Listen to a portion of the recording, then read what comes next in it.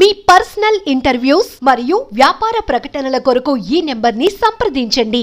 Collectors అందరికీ ఈ సబ్జెక్టులో రెండు విషయాలు మెయిన్గా మనకు.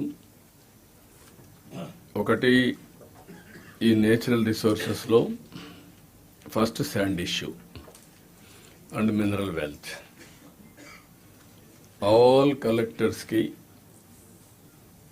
ఒక విధంగా చెప్పాలంటే it is an opportunity, it is a challenge. మీరు సరిగా హ్యాండిల్ చేయకపోతే you will get bad name. మీరు బాగా ఆపరేట్ చేయగలిగితే ఒక మంచి పేరు వస్తుంది, గవర్నమెంట్కి వస్తుంది, మీకు వస్తుంది. There is no tolerance, zero tolerance on free sand. నేను డిప్యూటీ సీఎం ఇద్దరం కూడా చాలా స్పష్టంగా చెప్పాం. We're making again defective policies ఉండి మీరు ఫంక్షనాలిటీలో ఇబ్బంది వస్తే చాలా సమస్యలు వస్తాయి. నేను అదే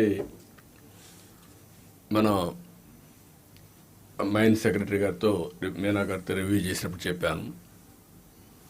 దీన్ని ఫర్దర్గా ఇంప్రూవ్ చేయమని కూడా చెప్పాను. దెర్ ఆర్ 3 కాంపోనెంట్స్ ఇక్కడ. ఒకటి కన్జ్యూమర్. కొన్ని ప్రాంతాల్లో కన్జ్యూమరే నేరుగా పోయి తీసుకోగలుగుతాడు, ఎక్కడ చిన్న చిన్న చెరువులు ఉన్నా లేకుంటే ఇంకోటి కానీ ఉంటే. విశాఖపట్నం ఒక ఎగ్జాంపుల్. విశాఖపట్నానికి శాండ్ రావాలంటే అది నేరుగా శ్రీకాకుళం నుంచి కానీ లేకపోతే గోదావరి నుంచి వెళ్ళాలి. ఇక్కడ మెయిన్ 3 కాంపోనెంట్స్ మనం ఏమన్నామంటే చాలా స్పష్టంగా చెప్పింది. ఫ్రీ శాండ్ ఇస్తున్నాం. కాస్ట్ ఆఫ్ ఎక్స్లవేషన్ ఎక్కడ మీరు తీశారో మళ్ళీ మెయిన్ సెంటర్ తీసిపెట్టడం కాదు, మెయిన్ రోడ్డు దగ్గర నియరెస్ట్ రోడ్లో అక్కడే పెట్టాలి శాండ్ రీచ్. మీరు ఎంత పెంచితే అంత ట్రాన్స్పోర్టేషన్ కాస్ట్ పెరిగితే వాళ్ళకి ఏమనిపిస్తుంది అంటే మనం పెంచామనిపిస్తుంది. వాళ్ళు తీసుకోపోతే అబ్జెక్షన్ లేదు, లేకపోతే ఎక్కడ శాండ్ తీస్తే నియరెస్ట్ పాయింట్లో మీరు శాండ్ రీచ్ పెడతారు. నెంబర్ 2, ఇది ట్రాన్స్పరెంట్గా ఎక్స్క్లవేషన్ కాస్ట్ అవన్నీ చేసి ఏ రోజు ఎంత ఉందో మీరు చెప్పే బాధ్యత మీది. మీడియాకు కూడా ఐడియా ఉండాలి. ఇప్పుడు టుడే ఒకటి, రెయినీ సీజన్ అయిన తర్వాత ఇంకొకటి. 2, ఎట్లా బుక్ చేసుకోవాలి. As on today everybody is doing లారీలో వచ్చేయడం, 2 days ఉండడం, మళ్ళా దీన్ని పంపించడం. ఇవన్నీ శాండ్ కంటే 4 times 5 times ట్రాన్స్పోర్టేషన్ కాస్ట్ పెరిగిపోయింది. That is the biggest challenge now. That is where government has to handle. నేనేమంటున్నానంటే ఎవరు శాండ్ కావాలన్నా ఇంకా ఏదైనా ఐడియా చెప్పండి. మళ్ళా వాళ్ళు సాయంత్రం 2 నిమిషాలతో డిస్కస్ చేస్తాను. ఇది ఎట్టి పరిస్థితిలో నేను ఒక సవాల్గా తీసుకుంటున్నా. ఒకవేళ ఎవరన్నా కానీ మీరు ఫెయిల్ అయితే మిమ్మల్ని కూడా కాల్ బ్యాక్ చేసే పరిస్థితి ఉంటుంది. I'm very clear on that. ఎవ్వరు కూడా పొలిటికల్గా గవర్నెన్స్ ఉండాలి, కానీ ప్రజలకు ఇబ్బంది కలిగేటప్పుడు మీరు కూడా క్లియర్గా చెప్పండి, this is the instructions of the government, I'm helpless. మీరు ఎవరు చేసినా నాకు ఇబ్బంది వస్తుంది, నేను మీకు సహకరించలేను, అంతే. I'm very clear on this. రెండోది ఏంటంటే కన్జ్యూమర్ అనేవాడు అవసరమైంది ఇక్కడ మన దగ్గరకు వచ్చి సచివాలయంలో బుక్ చేసుకుంటారు. డిసిగ్నేట్ 1 person సచివాలయంలో బుక్ చేసుకుంటే డబ్బులు కూడా కడతారు. ఎంత డబ్బులు కట్టాలో ట్రాన్స్పోర్టేషన్ కూడా చార్ట్ ఉంటుంది, కంప్యూటర్ తయారు చేస్తున్నాం, అందులో క్లియర్గా ఉంటుంది ఎన్ని కిలోమీటర్లు ఎంత అని. దాని ప్రకారం క్లియర్గా రీచ్కి అయ్యేందుకు వాళ్ళ ఇంటికి పోవడానికి ఏ పాయింట్కి పోవాలనో బుక్ చేసుకుంటే నేరుగా అక్కడికి వెళ్తుంది. ముందే డబ్బులు కడతాడు, తర్వాత ఆయన రీచ్ అయ్యిందని చెప్తేనే మనం డబ్బులు రిలీజ్ చేస్తాం.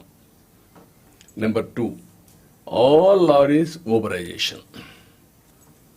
Principal is very clear. ఈరోజు మీరు చూస్తున్నారు ఇక్కడ ఆటోలు ఉన్నాయి, రైల్వే స్టేషన్లో ట్రైన్ వచ్చింది, వరుసగా ఆటోలు వస్తూ ఉంటాయి, ట్యాక్సీలు వస్తాయి. ఫస్ట్ కమ్ ఫస్ట్ సర్వ్, ఎక్కడికి పోవాలనో అకార్డింగ్ టు డిస్టెన్స్ రేట్లన్నీ డిసైడ్ అయిపోతాయి, పే చేస్తారు, వెళ్ళిపోతున్నారు. Same I want to bring those who are interested lorries, I'm requesting them. Harassment లేకుండా విన్ విన్ సిచ్యువేషన్ ఉండాలి. మీరు ప్రభుత్వానికి చెడ్డ పేరు తేవద్దండి, మమ్మల్ని ఇబ్బందులో పెట్టి మీరు ఇబ్బందుల్లో పడద్దండి. మీరు ఊబరైజేషన్ చేసుకోండి, పేర్లన్నీ రిజిస్టర్ చేసుకోండి, దెన్ మనం మెసేజ్ పెడతాం. హాఫ్ అన్ అవర్ ముందు రమ్మంటాం, నేరుగా వస్తారు, శాండ్ ఉంది, నేరుగా లోడ్ చేస్తాం, ఎక్కడ పోవాలని చెప్తాం, వెళ్తారు. వాళ్ళు కూడా ముందే అవన్నీ కూడా ఆప్షన్స్ అన్నీ బుక్ చేసుకుందాం. వాళ్ళకి పలానా దగ్గర నేను పోనంటే ఆయన చాయిస్, పోయే వాళ్ళకి మనం ఇస్తాం. ఏది కూడా స్టాండర్డైజేషన్ చేస్తాం. రేట్లన్నీ స్టాండర్డైజేషన్ ప్రకారం ఎవరైతే విల్లింగ్ ఉంటారో అవన్నీ ట్రాన్స్పరెంట్గా పెట్టేస్తాం. ఇవన్నీ బుక్ చేసిన తర్వాత ఒకటి ఊబరైజేషన్ ఆఫ్ ట్రాన్స్పోర్ట్. అవసరమైతే ఆ వ్యక్తి రావాలంటే పలానా రోజున మీకు దొరుకుతుందంటే వచ్చి ఆయన వెహికల్ అయినా పోవచ్చు, లేకుంటే లారీలో కూర్చొని ఇంటికి తీసుకుపోవచ్చు. We don't have any objection. Check చేసుకోమనండి. ఎక్కడైతే బిగినింగ్ పాయింట్ ఉందో ఒక లారీ తీసుకున్నాడు 10 tons నేను వస్తానంటాడు, రండి బస్ లారీలెక్కి వెళ్ళిపోతాడు, లేదంటే ఆయన ఓన్ వెహికల్ ఉంటే వెళ్తాడు. బట్ ఎట్టి పరిస్థితుల్లో దీన్ని మాత్రం ఈ 3 component excavation number 1, booking at Sachivalayam number 2, number 3 ఏదైతే లారీస్ ఊబరైజేషన్, ఈ 3 కంప్యూటరైజ్ చేస్తాం. Will keep before you. You have to act very firmly. Nobody should touch. ఇది ఏదైతే పేదవాళ్ళకు ఉపయోగపడి మనం ఇప్పుడు రోటీ కపడా మకాన్ అంటాం, ఆహారం, దుస్తులు, ఇల్లు, ఇది ఇంటికి కావాల్సిన ఇసుక. అది కాకుండా it is the right of the common man. నేచర్లో వచ్చిన ఇసుకని కొంతమంది ఇష్టానుసారంగా చేయడం చాలా దుర్మార్గం. పోయిన గవర్నమెంట్ చాలా జరిగాయి. దానిపైన కూడా ఇప్పటికే ఎంక్వైరీలు జరుగుతున్నాయి.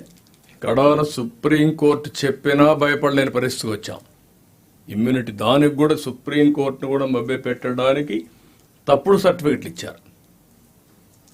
ఒక విషయం మీరు గుర్తుపెట్టుకోవాలి, టెక్నాలజీ ద్వారా ఇన్వెస్టిగేషన్ చేస్తే అన్నీ దొరుకుతారు, ఎవడు తప్పించుకోవాలండి. అందుకే చెప్తాను, శాండ్ విషయంలో కూడా నో కాంప్రమైజ్. చాలా ఇర్రెగ్యులారిటీస్ వచ్చాయి. ఇప్పటికే అక్కడ కన్సర్న్ ఆఫీసర్ పైన యాక్షన్ తీసుకోమన్నాం. ఇప్పుడు నేను ఆర్డర్ చేస్తున్నా, సిబిసిఐడి ఎంక్వైరీ చేస్తాం. మొత్తం కేసునంతా ఎవరెవరు తప్పు చేశారో వాళ్ళందరినీ పనిష్ చేస్తాం. ఆ విషయంలో నో క్వశ్చన్ ఆఫ్ కాంప్రమైజ్. ఇక్కడ నేను మిమ్మల్ని కోరేది, మీరు ఎక్కడా రాజీ పడకుండా దీన్ని ట్రాన్స్పరెంట్గా ఎస్టాబ్లిష్ చేయమని మిమ్మల్ని కోరుతున్నా.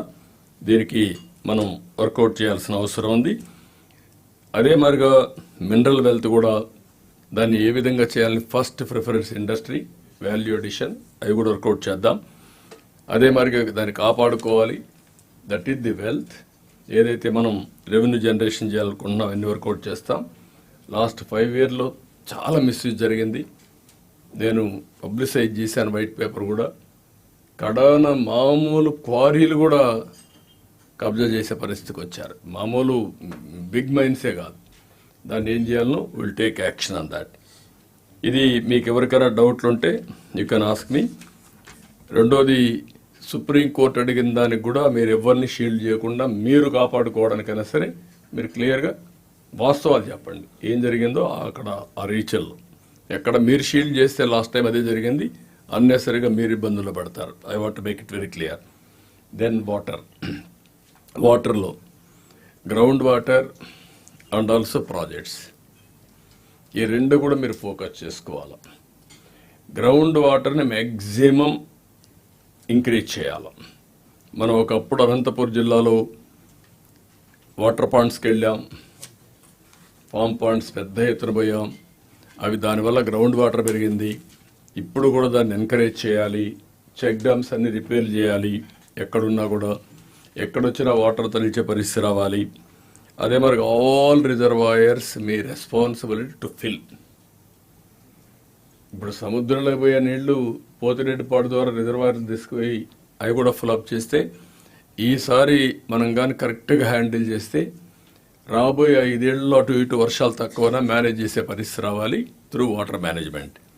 ఒకప్పుడు బెస్ట్ సిస్టమ్స్ పెట్టాం, ఎన్ని ప్రాబ్లమ్స్ ఉన్నాయి అవన్నీ కంపల్సరీగా మీరు చేయాలి. ట్యాంక్స్ అన్నీ కూడా ఫిల్అప్ చేయాలి. ఆల్ ట్యాంక్స్ నేచురల్గా వచ్చే వాటర్ వస్తుంది. చిన్న చిన్న డైవర్షన్లు కావాలంటే ఇవ్వండి, లేకుంటే కెనాల్ ద్వారా వచ్చే వాటర్ ఫిల్అప్ చేయండి. అల్టిమేట్ క్యాలిక్యులేషన్స్ కూడా పెట్టుకోండి.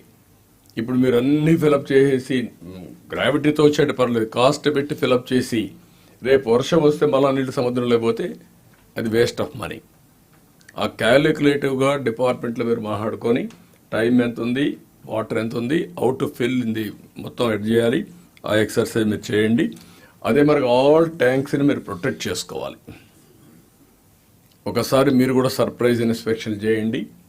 అక్కడి నుంచి ఆల్ ప్రాజెక్ట్స్లో I'm asking you be clear, maintenance is very very important. Even gates grease చేయలేకపోయాం. వీఆర్ ఫీలింగ్ కడాన గేట్స్ పెట్టడానికి డబ్బులు ఇవ్వలేకపోయింది గవర్నమెంట్. ఒకసారి గేట్స్ పెట్టిన తర్వాత మళ్ళా కొట్టుకొని పోతే డబ్బులు లేకపోతే కూడా రాలేదు. గేట్లు పెట్టడానికి కాంట్రాక్టర్ రాలేదు. అలాంటి దౌర్భాగ్యమైన పరిస్థితులని చూసా. నాకు I want to be very clear, ఎక్కడైనా సరే ఒక గేటు కానీ కొట్టుకొని పోతే ఆ concern EE or AE will be automatically deemed suspension. No question of compromise on that. That is responsible to maintain. ఎవరు అక్కడ మిస్బిహేవ్ చేసినా చాలా ఫర్మ్గా ఉంటాం. మొన్న కూడా ఒక సంఘటన జరిగింది. ఒక రోడ్డు ఒకటి ఓపెన్ చేయమంటే అంద్రినీవా పర్మిషన్ తీసుకొని డిలే చేశారు. అతని డిలే వల్ల అంద్రినీవా ఆపరేషన్ ఒక 4 రోజులు లేట్ అయింది. ఇవన్నీ కూడా ఎక్కడ టాలరేట్ చేసే పరిస్థితి ఉండదు. వాళ్ళు కూడా డిసిప్లిన్గా ఉండమనండి, మనం కూడా వాళ్ళకి హెల్ప్ చేద్దాం. బట్ వైలేషన్ లేకపోతే మేము ఏమైనా చేస్తామంటే మాత్రం కుదరదు. ఆ విషయం మీరు చేయాల్సిన బాధ్యత మీ అందరి పైన ఉంది. అక్కడే పడిందా?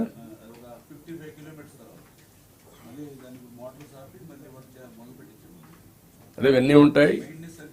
అదే అందుకని నేను చెప్పేదంటే first of all run drones everywhere. Run చేసి 1 or 2 సీజన్స్ చూస్తాం. ఆఫ్టర్వర్డ్స్ గట్టిగా ఉందాం. డ్రైన్స్ కానీ కెనాల్స్ కానీ డ్రోన్స్ రన్ చేసి వీడ్ ఏది తీయాలో ఎక్కడ కూడా అబ్జెక్షన్ లేకుండా తీసే పరిస్థితి తీసుకురండి ఆల్ కలెక్టర్స్. సో దట్ రేపు రాబోయే రోజుల్లో వర్షాలు ఎక్కువ పడితే సబ్మెర్జెన్స్ వస్తుంది. సబ్మెర్జెన్స్ వస్తే అప్పుడు మీరు ఏమి చేయలేరు. అంటే వేసిన పంట మొత్తం మునిగిపోయే పరిస్థితి వస్తుంది. దాన్ని ఏం చేయాలో మీరు వర్కౌట్ చేసుకోండి. ఆల్ డ్రైన్స్ మెయింటైన్ చేయాలి, కెనాల్స్ మెయింటైన్ చేయాలి. అవసరమైతే run a drone, you will have an idea. Then ఆ స్పాట్స్ అన్నీ మీరు క్లియర్ చేయాల్సిన అవసరం ఉంది. ఫైనల్గా వాటర్ విషయంలో ఈసారి రాష్ట్రంలో కొద్దిగా సర్ప్లస్ రెయిన్ పడింది. అదే మరి బయట మంచి రెయిన్స్ పడ్డాయి. దీనివల్ల ఏదైతే మనకు మేజర్గా వచ్చినటువంటి కృష్ణా గోదావరి 2 కూడా ఫ్లడ్స్ వచ్చాయి. కృష్ణా వల్ల రాయలసీమ అప్ టు కృష్ణా జిల్లా వరకు వాటర్ అంతా వచ్చే పరిస్థితి వస్తుంది, కవర్ అవుతుంది. గోదావరి 2 జిల్లాలు వస్తాయి. ఇంకా 3 జిల్లాలు కూడా మనం దాన్ని కనెక్ట్ చేసుకోవాలి. బట్ నదుల అనుసంధానం ultimate aim of this government, will do it. కాబట్టి ఇది బ్రీఫ్గా మీకు ఐ వాంట్ టెల్ యూ. మళ్ళీ చెప్తున్నా, శాండ్ కార్డ్ మాత్రం 0 టాలరెన్స్. నేను very clear. I want give a message. ఏ ఒక్క వ్యక్తి తప్పు చేసినా, ఏ ఒక్క వ్యక్తి ఫెయిల్ అయినా ఆ చెడ్డ పేరు గవర్నమెంట్కి వస్తుంది. ఎట్టి పరిస్థితిలో ఇది ఎజెడ్ free under perfect system as to function. Oscillation లేదు, డెసిషన్లో ఆసిలేషన్ లేదు, ఎగ్జిక్యూషన్లో ఆసిలేషన్ లేదు. Nobody should intervene in this. Okay, then మీకు ఏమైనా డౌట్స్ ఉంటే అడగండి, దే విల్ క్లారిఫై.